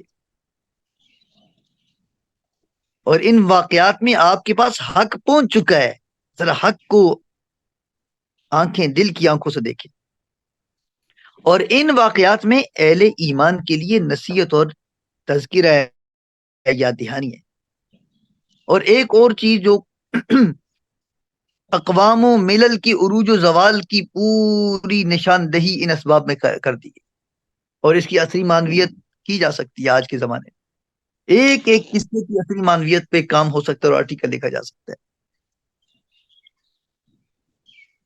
قرآن کریم نے مختلف افراد و اقوام کے واقعات ذکر کر کے ان اخلاقی اقدار اور رسولوں کی بھی نشاندہی کی ہے جو عروج کا باعث بنے، اور ان اقدار جو منفی اقدار تھی ان کا بھی تذکرہ اور نشاندہی کی ہے جو ان کے زوال کا باعث بنے۔ تو دیکھا جا سکتا ہے آج قرآن کی انہی صورتوں کو ایک ایک کو ٹارگٹ کر لیں تو اپنے عروج اور زوال کے لیے، پاکستان کی عروج زوال کے لیے، امت مسلمہ کے عروج اور زوال کے لیے کوئی ریسرچ، کوئی تحقیق، کوئی لٹریچر 2 صفحے لکھے جا سکتے ہیں اور پڑھا جا سکتا ہے۔ قرآن نے مختلف انبیاء اور صالحین کے کردار اور اوصاف بالخصوص ان کی شکر گزاری، صبر و تحمل، استقلال و ثابت قدمی، زہد و ورع، عفت و پاک دامنی اور صلاح کے نتیجے میں حاصل ہونے والے انعامات اور اللہ کی خصوصی جو نوازشیں ہیں، ربانی نوازشیں، ان کا خصوصیت کے ساتھ تذکرہ کیا ہے اور ان کی زندگیوں کو ایک مثال اور نمونہ کے طور پر انسانیت کے سامنے پیش کیا ہے، اور اس بات کی نشاندہی کر دی ہے کہ دنیاوی اور اخروی فلاح و ترقی انہی اصولوں پر آج بھی کاربند ہے جن پر ان برگزیدہ انبیاء اور شخصیات کی زندگی گزری۔ اگر ان کی زندگی کی پیروی کریں گے تو آپ بھی فلاح کے راستے پر چل پڑیں گے۔ اور قرآن نے مختلف قوموں کے زوال کے اسباب بیان کیے، ان کے فساد عقیدہ، ظلم، سرکشی، ناانصافی، تکبر، انانیت، اخلاقی بے راہ روی، بدکاری، تجارتی بدعنوانیاں جیسے ناپ تول میں کمی وغیرہ، دھوکا، سادہ لوگوں کو لوٹنا۔ ہمارے یہاں بہت ہی بڑا کام ہوتا ہے، سادہ لوگوں کو لوٹ لیتے ہیں اور کہتے ہیں جی ہم نے پروفٹ کما لیا۔ اسراف، تعیش پسندی، خود غرضی، خود پسندی، انا، یہ شرک سے بڑی مصیبت ہے۔ اور یہ مفاد پرستی کہ ذاتی مفاد ہر وقت انسان کی پیش نظر، نہ امت کے مفاد کی ضرورت ہے، نہ اجتماعی مفاد کی ضرورت ہے، نہ پیرنٹس کی عزت اور وقار کا خیال ہے، نہ اپنے بڑوں کا کوئی طریقہ سامنے رکھنا ہے، نہ رسول اور خدا کو سامنے رکھنا ہے، بس کچھ ہمیں مل جائے اور مفاد ہمارا سیٹ ہو جائے، اپنی لائن سیدھی رکھنی۔ قرآن کی روح سے جب یہ قومیں آسمانی تعلیمات سے انحراف کر کے ان مصائب کا شکار ہوئیں تو غیرت حق جوش میں آئی، خدا کی عذاب کا ایسا کوڑا برسا کہ وہ قومیں حرف غلط کی طرح بٹا دی۔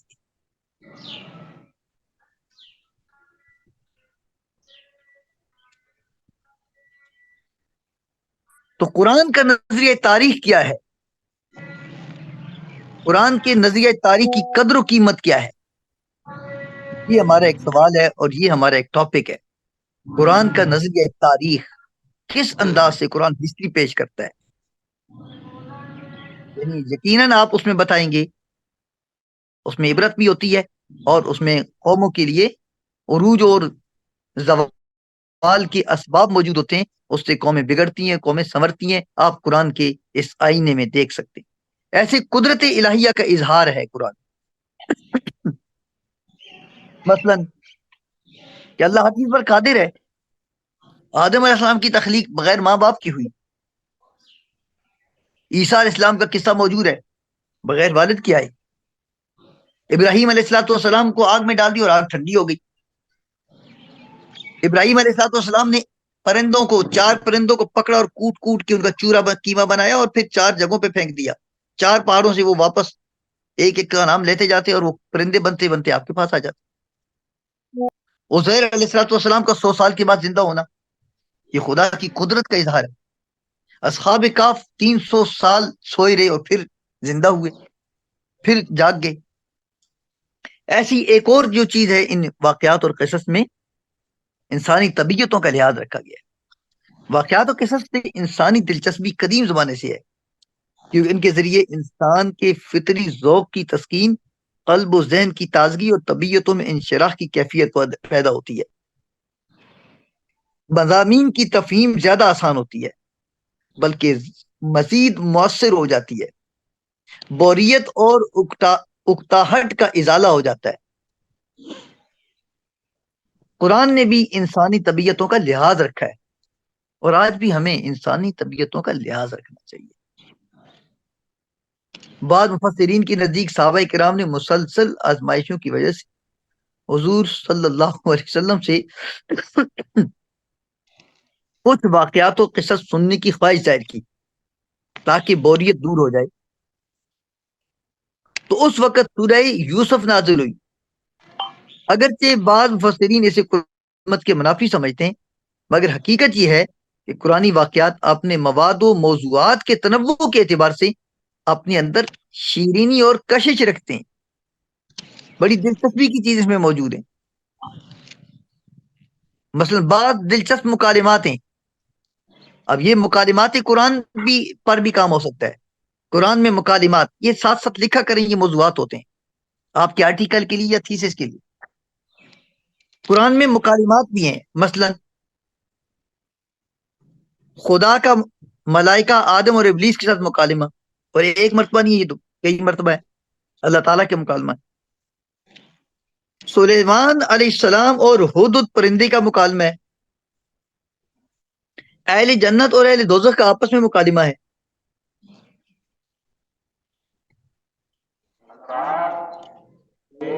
مختلف اچھے اور برے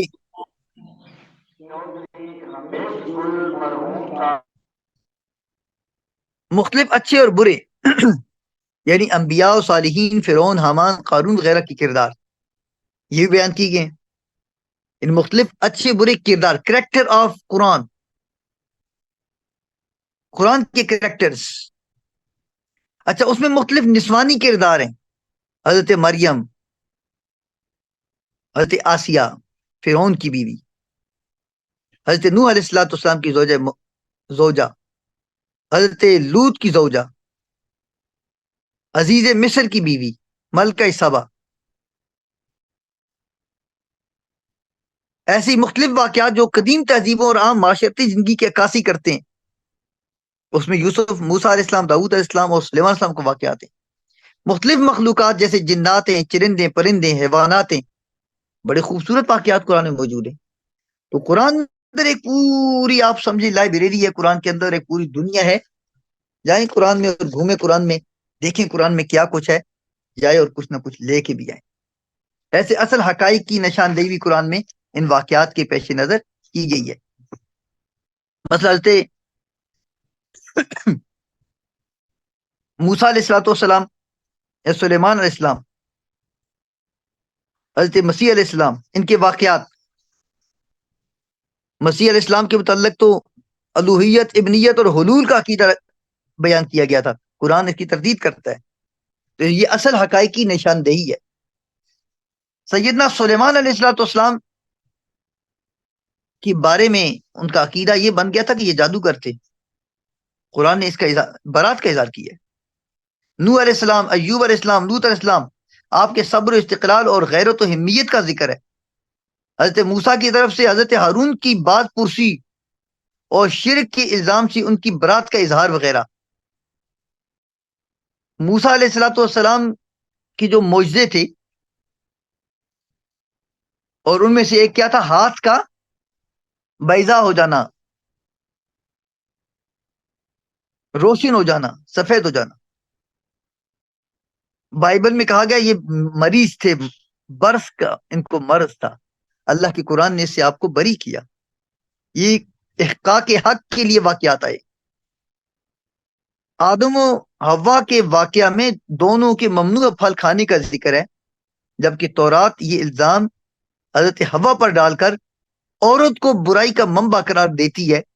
یعنی سب سے پہلے حوا نے پھل کھا کر آدم کو گمراہ کیا تھا. قرآن نے اس کی تصحیح کی ہے کہ دونوں ایک ساتھ تھے، اس میں حضرت حوا کا کوئی مسئلہ نہیں تھا. اسی طرح حضرت مریم کی عفت و پاک دامنی کا اظہار کیا، کیونکہ اس پہ لوگوں نے یہودیوں کی کتابوں میں، تورات میں الزام لگائے گئے تھے. قرآن نے اس کی تصحیح کی ہے. تو واقعات جو قرآن کریم کے اندر موجود ہیں ان کی بہت ساری حکمتوں کے ساتھ ایک یہ بھی ہے کہ حقائق حق، اصل حقائق کی نشاندہی کی جائے. تو اس پر بھی ایک اچھا ٹاپک اور مضمون لکھا جا سکتا ہے. مادی فلاح و بہبود اور ترقی، اس کی طرف لوگوں کی توجہ دلانا کہ فلاح و بہبود کی زندگی میں ہے. قرآن روحانی زندگی کے تقاضوں کے ساتھ ساتھ مادی زندگی کے تقاضوں کو کسی بھی صورت نظر انداز نہیں کرتا. وہ ربانیت کی نفی کرتے ہوئے ایسی تعلیمات پیش کرتا ہے جو روحانی فلاح کے ساتھ ساتھ مادی ترقی کی بھی ضامن ہو.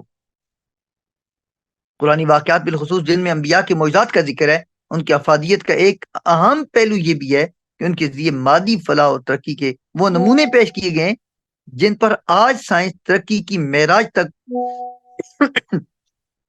پہنچنے کے باوجود پریشان ہے، بلکہ یوں کہیں کہ انگشت بدنداں ہے، حیراں ہے تو غلط نہیں ہوگا۔ ان معجزات سے اصل مقصود تو قدرت الہیہ کا اظہار و اثبات ہے، مگر ان کا یہ پہلو بھی اہمیت رکھتا ہے کہ ان کے ذریعے فطرت کی تسخیر اور ان سے استفادہ کو عملاً ممکن بنایا گیا ہے، اور اس طرح یہ سائنسی ترقی کا ایک اہم محرک ثابت ہوئے ہیں، کیونکہ قرآن سے پہلے سائنس کی ترقی نہیں ہوئی تھی۔ قرآن سے پہلے کروڑوں اربوں سال پہلے انسانیت موجود تھی، لیکن سائنس نہیں آئی تھی اور نہ سائنس میں ترقی ہوئی، کیونکہ یہ اس امکان کو ظاہر کر رہے ہیں کہ اس کائنات میں جو واقعات بصورت معجزات خلاف عادت ظاہر ہو سکتے ہیں، خلاف عادت طور پر خلاف عادت کے طور خرق عادت کے طور پر ظاہری اسباب کے بغیر ظہور میں آئے ہیں، ان کا اسباب کے تحت بھی وجود میں آنا ممکن ہے۔ یعنی یہ اب لوگ سوچنے لگ پڑے کہ پیغمبر اگر آسمان پہ جا سکتے ہیں معراج میں اور خارق عادت گئے ہیں، تو ممکن ہے کہ اگر کوئی اسباب ایسے بنا لیے جائیں کہ وہاں بندہ مطلب انسان کی رسائی ہے وہاں پر، ممکن ہے۔ ایسے ہی اگر وہ ایک آدمی 300 سال سو سکتا ہے تو ممکن ہے کہ کوئی اسباب ایسے لگا دیے جائیں کہ انسان سو جائے۔ آج بھی سائنس اس میں آرٹیفیشل انٹیلیجنس پہ کام کر رہی ہے۔ تو قرآن کی ان واقعات نے انسانیت کا رخ بدل دیا۔ آج سائنس اور ٹیکنالوجی کے جن جن شعبوں میں انسانیت نے نمایاں کامیابی حاصل کی ہے، ان کے بہترین نمونے انبیاء کے واقعات میں موجود ہیں۔ سائنسدانوں نے انہی مفروضات کی بنیاد پر اپنے تجربات و مشاہدات کے ذریعے مادی اسباب کے تحت فطرتی قوانین کے دائرے میں بہت سی حیران کن تبدیلیاں کی ہیں اور بہت ساری چیزوں کو ممکن بنا دیا جنہیں اس سے قبل ناممکن تصور کیا جاتا تھا۔ مثلا آگ سے تحفظ کے فطرتی قوانین تک رسائی کے لیے قرآنی واقعہ اہم محرک بنا ہے۔ ابراہیم علیہ السلام کے لیے آگ کا ٹھنڈا ہونا، جدید میڈیکل سائنس کے لیے عیسیٰ علیہ السلام کے معجزات ایک بہت بڑا چیلنج ہے کہ مادر ذات اندھوں کو ہاتھ لگا کر صحیح کر سکتے تھے، تو اتنی جدید اور اتنی جدت کے باوجود آج ہم کہاں کھڑے ہیں؟ یا آج بھی ہم سے کرونا وہ قابو میں نہیں آ رہا۔ اس میں لوگ مزید ترقی اور کے راستے پر چلتے ہیں جب وہ قرآن کے یہ واقعات پڑھتے ہیں۔ یوسف علیہ السلام کا واقعہ خوابوں کی درست تعبیر کے ذریعہ مستقبل کی پیش بینی، یہ ایک پورا میدان بن گیا۔ اس میدان میں تحقیق کی دعوت دے رہا ہے تاکہ پیش آنے والے ممکنہ خطرات، مصائب اور مشکلات سے تحفظ کے لیے بہتر منصوبہ بندی کی جا سکے۔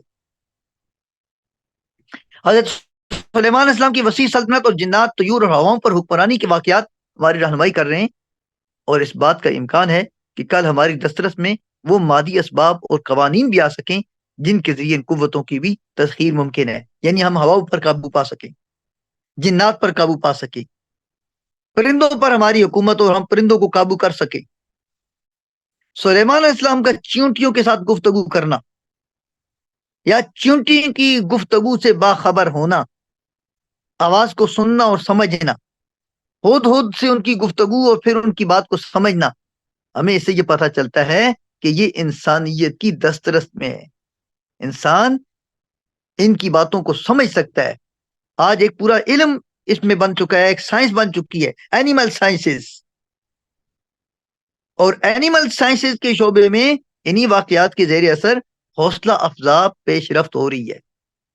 کل میں ایک جگہ دیکھ رہا تھا، ایک تھی تو فیس بک کی وہ کلپ تھا کہ کوے بھی عدل کرتے ہیں، اور کووں کا عدل ہے کہ اگر وہ کوئی ایک کوا کسی دوسرے کے کوے میں گھس جائے اور اس کا گھونسلہ خراب کر دے تو اس کے لیے عدل کی یہ طریقہ رکھا تھا انہوں نے کہ اس کو پنچایت میں بلاتے ہیں اور سارے کوے چونچے مار مار کے اس کو سزا دیتے ہیں، اور اس حد تک اس کو کر دیتے ہیں کہ وہ اڑنے کے قابل نہیں رہتا، اس کے پر نوچ لیتے۔ ایسی اور بھی بہت ساری باتیں۔ تو یہ اینیمل سائنسز جو ہیں یہ قرآن کی ڈیولپمنٹ ہے، قرآن سے قبل نہیں تھے، اور شاید وہ دن دور نہیں جب انسان حیوانوں اور پرندوں کی بولیوں کو سمجھنے پر اس طرح قادر ہو جائے جس طرح وہ خود ایک دوسرے کی بولیوں کو سمجھنے کی قدرت رکھتا ہے. بس فرق صرف یہ ہوگا کہ آپ کو چائنی آنی چاہیے، آپ چائنا والوں کی زبان سیکھ لو گے، سمجھ لو گے. آپ کو انگلش آنی چاہیے، آپ یورپین کو سمجھ لو گے. اور ایسے ہی یہ بھی بولیاں ہیں، ان کی لینگویج ہے، ان کی آپ سیکھ لیں لینگویج. ڈاگ کی سیکھ لیں، کیٹس کی سیکھ لیں، آج چونٹیوں کی سیکھ لیں. لینگویجز ہاں کہاں سے آئیں گی؟ یہ سائنس بتائے گی. جو جو انسان آگے جائے گا، جو جو قرآن کی تعلیمات کو مزید کھولا جائے گا، تو انسانوں کے سامنے یہ صفات عالم کھلتے چلے جائے گی. جی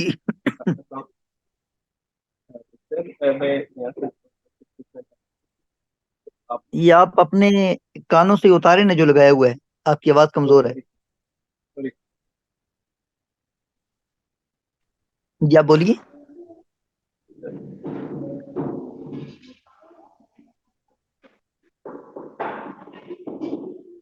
اچھا آپ کی آواز نہیں آ رہی. سر میں پوچھنا چاہ رہا. جی آن کر لے مائک. جی جی کہ معجزات آپ نے فرمایا کہ شاید میں یہ سمجھا ہوں کہ معجزات ہماری مادی ترقی میں مطلب سہولت کے طور پر یا ہماری ہیلپ کر رہے ہیں کہ انسان مادی ترقی میں معجزات کو فالو کر رہا ہے یا معجزات تک پہنچ سکتا ہے. کیا یہ جملہ ٹھیک ہے سر میرا یہ والا؟ کیا میں صحیح سمجھا ہوں؟ معجزات تک نہیں پہنچ سکتا. میں جو کرنا چاہ رہا ہوں، معجزہ تو پیغمبر کا ہوتا ہے، انسان معجزہ نہیں کر سکتا. معجزہ خدا کے پیغمبر کا ہے. البتہ کائنات کی تسخیر کا راستہ ہموار کیا ہے معجزات نے. یہ بتایا گیا کہ یہ جو کائنات ہے یہ انسان کے دسترس میں ہے اور انسان اس میں آگے محنت کر سکتا ہے. تو اس سے ایک تحریک ملی ہے. البتہ یہ کہیں کہ معجزہ کر دیا، معجزہ صرف پیغمبر کا ہوتا ہے، قدرت خدا کی ہوتی ہے، کرامت والی کی ہوتی ہے. اور اگر سائنس میں کسی نے کوئی اپنے استخراج، استنباطات اور سر یہ جتنے بھی تجربات کے ذریعے، معجزات ہیں انبیاء کرام کے، انسان جتنا بھی ترقی کر جائے، جتنی ٹیکنالوجی میں، اگر مجھے آپ الجھائیں گے تو کیا وہ لیکچر معجزے رہ تک جائے گا پہنچ اور سکتے آپ ہیں؟ کی گفتگو بڑھ جائے گی آگے. اس کو یہیں پہ چھوڑ دیں. اس کو اتنا ہی لے لیں کہ معجزات اور جو اللہ کی قدرت کی نشانیاں قرآن میں دی گئی ہیں وہ انسان کو اس کائنات میں تسخیر کا حق دیتی ہیں اور اس طرف رہنمائی کرتی ہیں کہ آپ کائنات کو مسخر کر سکتے ہیں. مسخر ہیں آپ کے، مسخر ہو سکتی ہے کائنات. اگر اس میں کوئی الفاظ کا رد و بدل ہے تو وہ آپ درست کر لیں. اس کے بعد حضرت سلیمان علیہ الصلوۃ والسلام کے ایک صحابی کا ملکہ سبا کے تخت کو 900 میل کے فاصلے سے آنکھ جپکنے سے کم مدت میں حاضر کر دینا، یہ کرامت تھی ان کی. اور آج کی دنیا میں بھی یہ بہت بڑا عجوبہ ہے. ہاؤ اٹ از پاسبل، کیسے ممکن ہے کہ کوئی بندہ اتنے دور سے 900 میل کراچی کا سفر بن جائے گا اور وہاں سے آنکھ جپکنے کی دیر میں وہ لے کے آ جائے. جیسے انہوں نے کہا تھا قال الذی عنده علم من الکتاب ان آتی کبھی قبل ان یرتد الیک طرفک. کیسی ہے کہ آپ آنکھ جھپکیں گے تو تخت حاضر ہو جائے گی. یہ واقعہ ہمیں یہ تصور دے رہا ہے. اب میں یہ نہیں کہتا ہوں کہ ہم میں سے ہر آدمی جو کرے گا وہ صاحب کرامت بھی ہو سکتا ہے اور صاحب معجزہ بھی ہو سکتا ہے. میں یہ کہہ رہا ہوں کہ یہ واقعہ ہمیں تصور دے کہ مادی اجسام کی اس تیز رفتاری سے نقل و حرکت ممکن ہے. البتہ یہ بتایا جا رہا ہے. جیسے واقع معراج سے یہ پتہ چلتا ہے کہ انسان یہ عروج آدم خاکی جو ہے عروج بھی کر سکتا ہے، یہ پرواز بھی کر سکتا ہے. ایسے ہی اس واقعے سے یہ پتہ چلتا ہے کہ مادی اجسام تیز رفتاری کے ساتھ ان کی بھی نقل و حرکت ممکن ہے. سلیمان اسلام کی تسخیر ہوا کے واقعے نے انسان کی ہوا میں اڑنے کی جو خواہش تھی اس کو مہمیز دی. آپ پتہ قرآن حکیم میں پہلے بھی وہ واقعات موجود ہیں کہ جو حامان نے کہا تھا، یہ کس نے کہا تھا کہ میرے لیے آپ اونچی ساری ایک سیڑھی بنائیں، میں اوپر چڑھ کے دیکھتا ہوں موسیٰ کے خدا کو دیکھوں گا. تو اوپر فضا میں جانے کی ایک خواہش تھی انسان کی. لیکن جب یہ واقعات قرآن بیان کرتا ہے تو انسانیت کا جو فکری ایک سفر رکا ہوتا ہے یہ اس کو مہمیز دیتا ہے، جی ممکن ہے، آپ اوپر جائیے، کر سکتے ہیں، کر سکتے ہیں، اسباب تلاش کریں کہ آپ نے کیسے کرنا ہے ہوا کو مسخر، اور کم سے کم وقت میں زیادہ سے زیادہ مسافت کیسے طے کر سکتے ہیں۔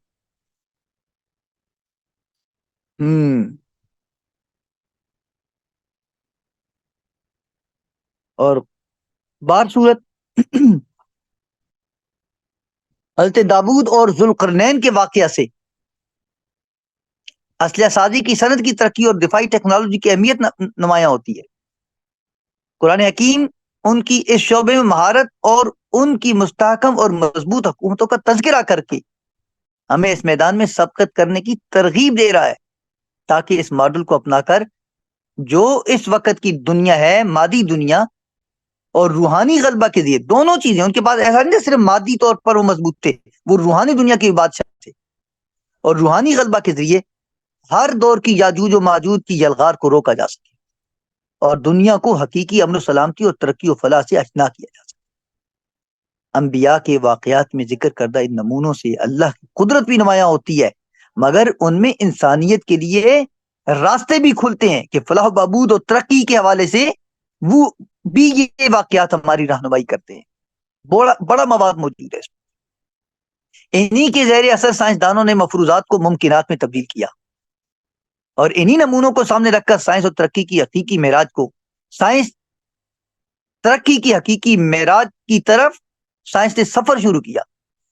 اس کے ساتھ ایک اور اس میں انسانی نفوس کی اصلاح بھی ہے، اس میں تربیت کے لیے بھی واقعات ہیں۔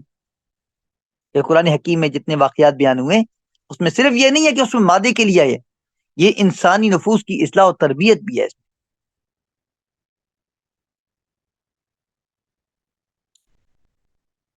تو یہ جو چیزیں میں نے ابھی آپ کے سامنے بیان کی، یہ تقریباً 10 چیزیں بن جاتی ہیں، 10 خاص وہ ٹاپک ہیں یا وہ اغراض و مقاصد ہیں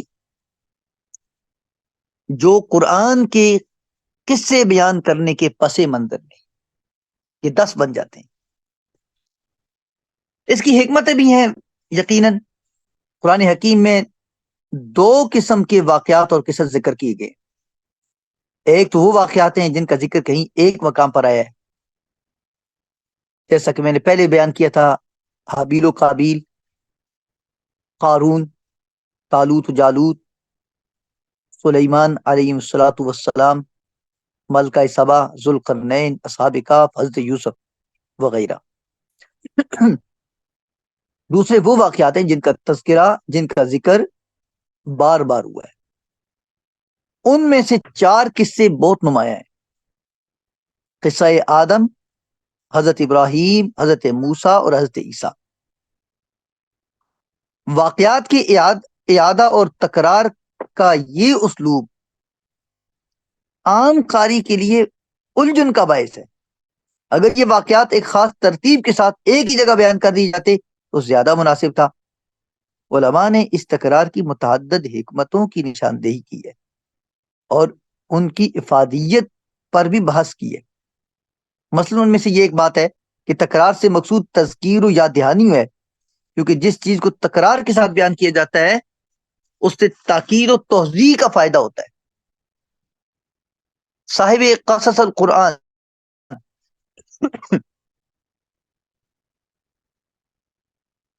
اچھا، ایک نبی قرآن حکیم کے قصوں پر کتابیں لکھی گئی ہیں، بہت ساری کتابیں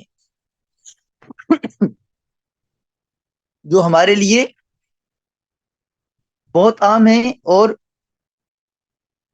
مطالعہ کے لیے بڑی اہمیت رکھتی ہیں۔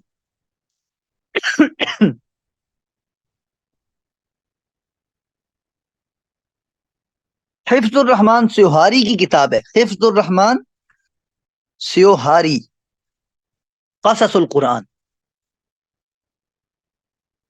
وہ لکھتے ہیں کہ قرآن ابلاغ حق اور دعوت اللہ کے اہم مقصد کے پیش نظر صرف انہی وقائع کو سامنے لاتا ہے، واقعہ کی جمع وقائع ہے، جو اس غرض و غایت کو پورا کرتے ہوں، اور اسی لیے قرآن عزیز میں ان کی تکرار پائی جاتی ہے تاکہ سامعین کے دلوں میں وہ گھر کر سکیں اور فطری و طبی رجحانات کو ان حقائق کی جانب متوجہ کیا جائے.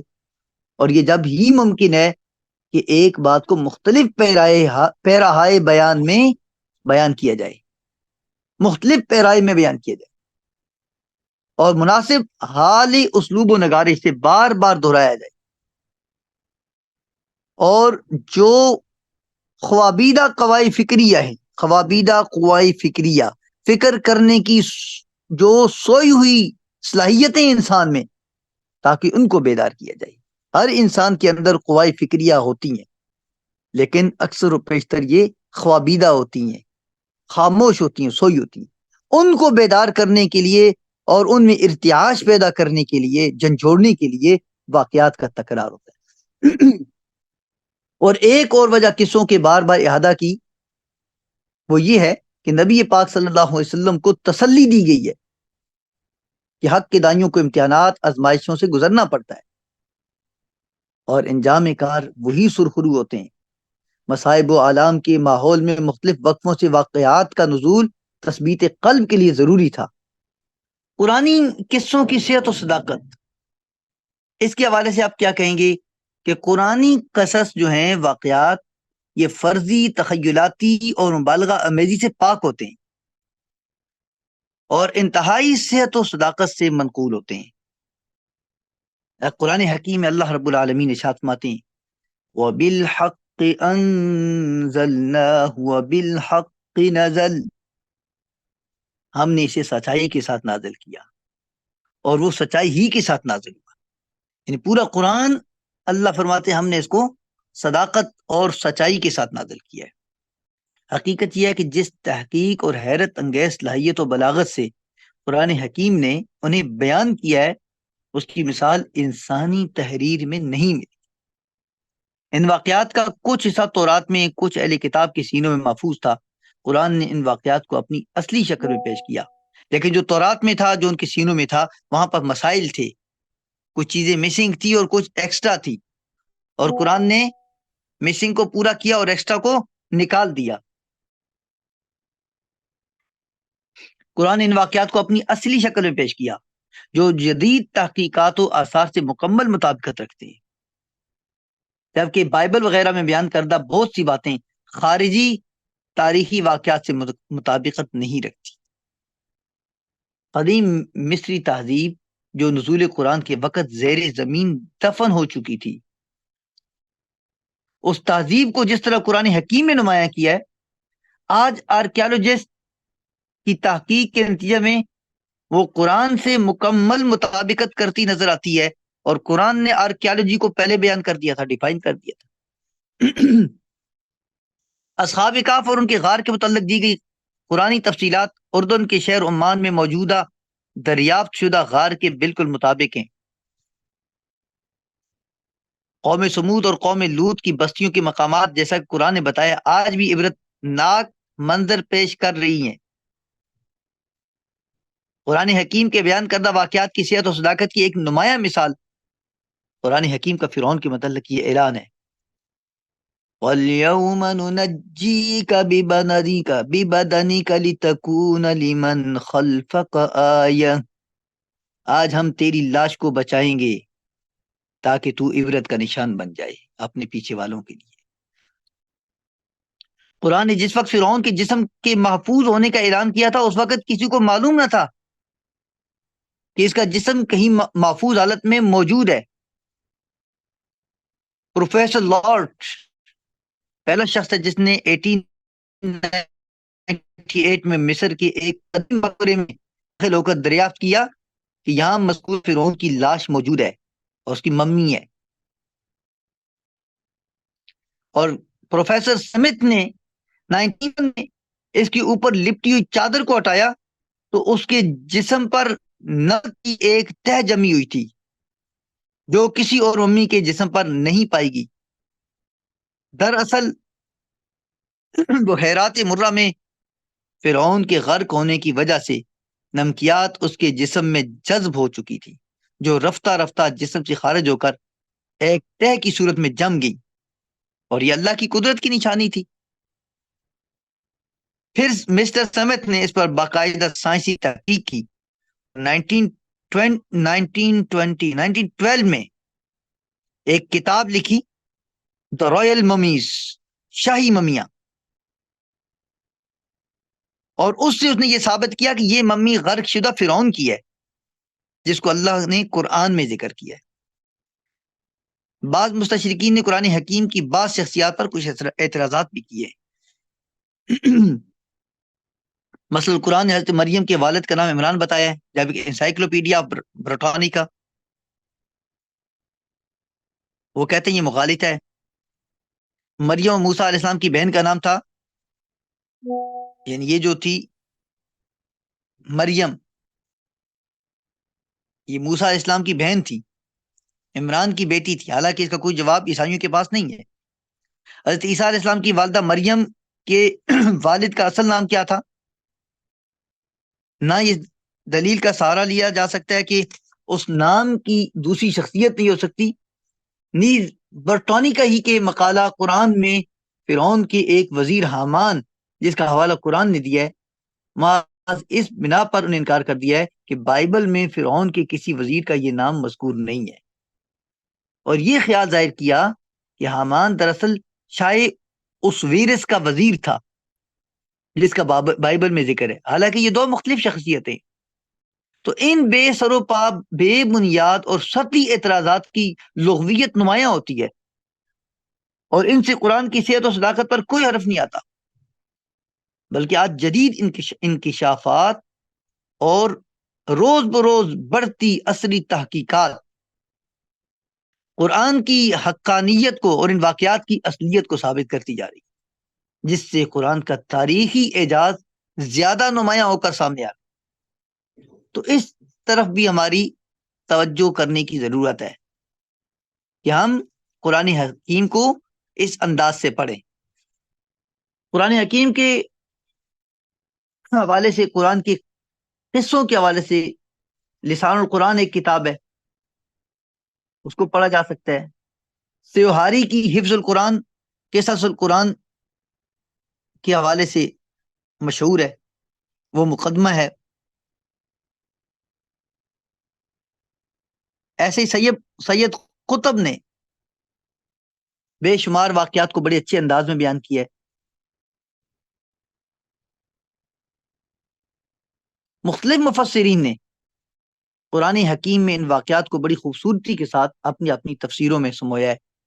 تو اگر کسی نے ان واقعات کو پڑھنا ہو تو مختلف تفسیروں میں سے کوئی ایک دو تفسیریں مقرر کر لیں، اور ان واقعات کو وہاں پہ آپ ڈیٹیل سے پڑھیں تو آپ کو مل جاتا ہے.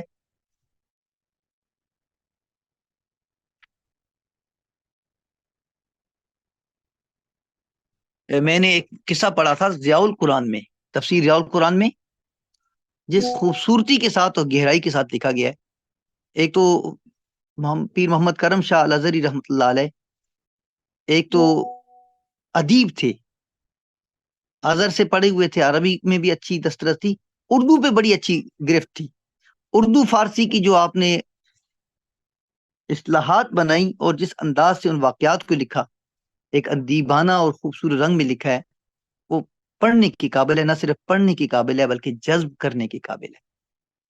تو اسی طرح دیگر مفسرین بھی جس جس کی رینج میں جو مفسر ہیں اور جن کے پاس جو کتاب موجود ہے، صرف ایک کتاب نہیں ہے، جس نے جو کتاب پڑھی اور جس کے پاس جو کتاب، اس میں دیکھیں اور وہاں پہ کسی بھی ایک واقعے کو ٹارگٹ کریں اور اس واقعے کو پڑھیں.